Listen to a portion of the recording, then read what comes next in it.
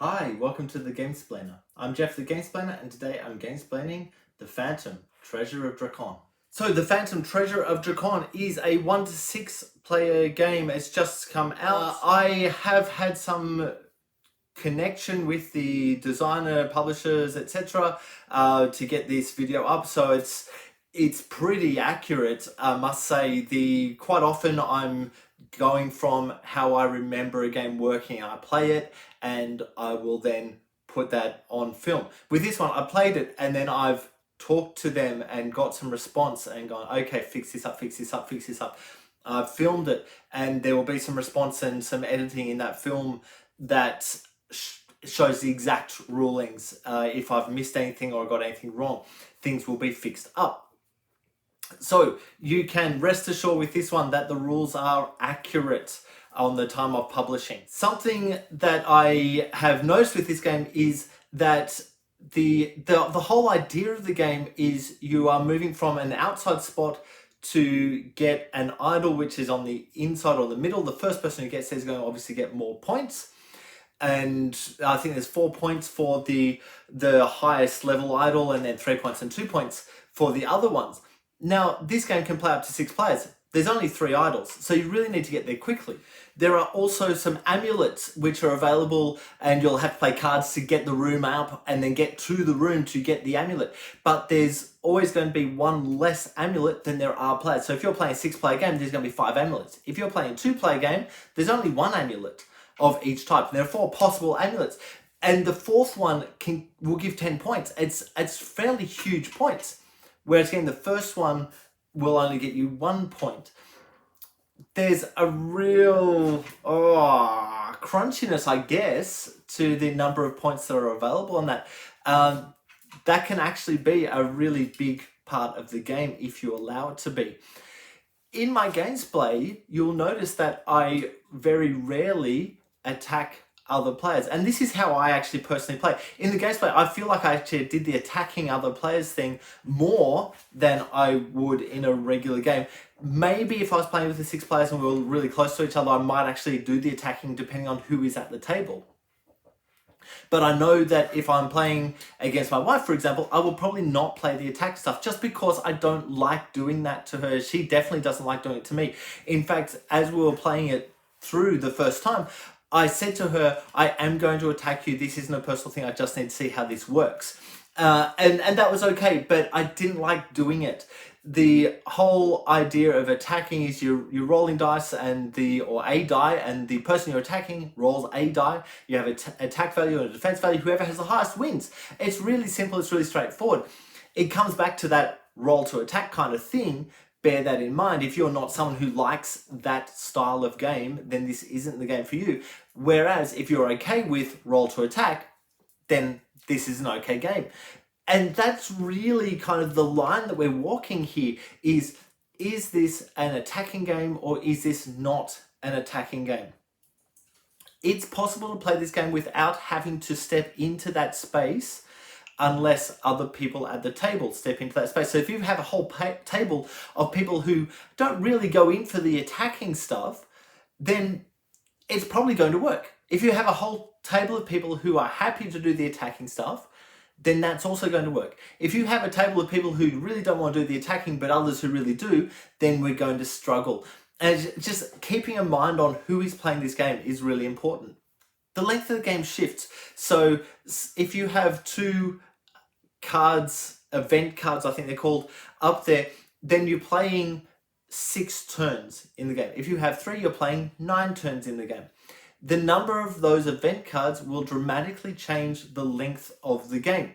If you're playing with 6 players, it can become quite a long game. However, you have cards in your hand that can be played on other people's turns. So if someone's doing something to you, you can play a card out of your hand that will stop that from happening. Little things like that. There's an icon on the cards that says this is the card that can be used for that. You can only use one of each named card within another player's turn, but there are cards that can be used on other players' turns. So you kind of need to stay engaged with the game the entire time in case you need to use one of those cards. if that element wasn't there, I fear that the 6-player game would be too big for this particular game to work. It's just the length of game. But with that there, suddenly you're having to focus, having to keep concentration all the time. And that's actually not a bad thing for the game to do. There's a lot going on with this game in terms of the things that you can do. So there's maneuvers and there's special actions. Maneuvers, you can do any number of them. So things like playing a card out of your hand, that's a free action. You can do every card out of your hand. Some of those cards will get more cards in your hand. So theoretically, if you played one of them, you're getting up 7, another 2 cards, so that puts you up 6. You can do another one, then they'll put you up to 8. The number of cards you have is limitless. At the end of your turn, you need to then draw down or take out the cards that you don't want to use down to the 5, unless you've got a curse, which would reduce the hand limit again. And so you're always coming back to that hand limit. If you end a turn with only 1 card, you're drawing new cards up to that hand limit. If you watch my games play, you will understand the necessity for this and the necessity to play cards or get rid of cards or swap cards out. Yes, one of the actions, one of the special actions, special maneuvers that you only have a limited number of is you can trade out your entire hand. And so you might have 5 cards in your hand, you're specifically looking for 1 card, you can just trade all 5 out, take 5 new in, and hope that you pick up the card that you're looking for. All of this stuff is kind of, it feeds together to just work. The game just works. There's enough going on for you to go, okay, I need to do this. While I'm doing this, I can do these other offshoot things, and that kind of all builds into the one thing. Now, I personally am not a comic book reader. I'm not someone who understands the comic book thing. Yes, I have a peripheral knowledge of the DC and the Marvel universes. I've watched the Batman movies, the Superman movies. I've watched all the Marvel movies. I really like them. I think that's a really good thing. Phantom is one of those things that I was peripherally aware of. So I had seen things coming through with Phantom and I was aware that it existed. I had no idea who owned it. I had no idea what happens in the comic books. That's me. The game plays fine. I don't know if this game plays along the lines of how the Phantom would respond to things. I have to assume that is the case. Please comment below and let me know if that is the case or if that is not the case. That's fine. I'm assuming it is, but that's just me with an assumption. So if you are really heavily into the lore of Phantom, it might be worthwhile having a look at this and seeing if that is something that sits well with the Phantom ethos and how everything works in that world. I think it probably is.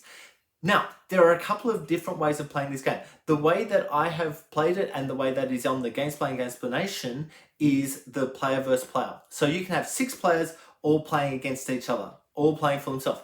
The other way to play is to play it as teams. Now, there's not a heap of rules that separate how teams play. There's a couple of things. So instead of going player, player, player, player, player, it will go this team. So everyone on this team will take their turn. Then everyone on the next team will take their turns. Everyone on the next team will take their turns. That's number 1. Number 2, if you are on the same node, so they call the spaces that you're going to nodes. If you're on the same node as another team member, you can just swap some cards around. Little things like that. I think there's a value in that way of play. I think that if you're playing with 6 players, it might be worthwhile looking at playing it as the team variant rather than the solo, just simply to get the game moving with, I'm playing this much and then I've got to sit and wait for my turn again. Yes, you've got those cards that you can play out during other people's turns, but for the essence of it, it feels like this probably should be on the table, should be a 4-player game, simply because of the amount of time it takes for one player to have their turn. So for possibly pushing to 5, but even pushing to 5, it's a little bit of a stretch. When you get up to that 6, which this game should play for, it's probably worth going to those teams so that you don't have that huge amount of downtime.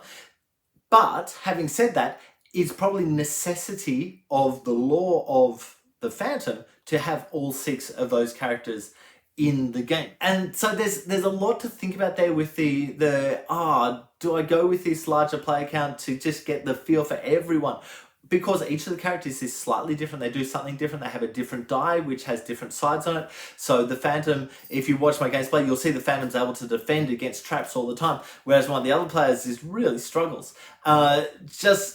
Stuff like that is worthwhile noticing and being aware of. The only thing I didn't manage to get up to in the gameplay, other than the really, like, I did some attacky stuff, but not so much of the actual action of attacking. Because I couldn't get guys onto the same node within the time that was available to them. But going to the center, if you get to the center of the island, there's a mega attack when you pick up an idol, not when you step in, but when you pick up the idol, and that does what the normal attack does plus some more. That's something I haven't really touched on in the gameplay, so it's worthwhile just having a bit of a think about that as it comes through. Look, I think that I will leave it there. I hope that my Gamesplanation helps you get this game to the table. If you have any comments or suggestions, please write them below. If you have any games that you would like to be Gamesplained, please shoot me an email to thegamesplainer@gmail.com. Follow me on Instagram and Twitter @thegamesplainer to keep up to date with the games that I'm playing. Subscribe to my videos to keep up to date with the games that I'm gamesplaining. And until next time, enjoy gaming.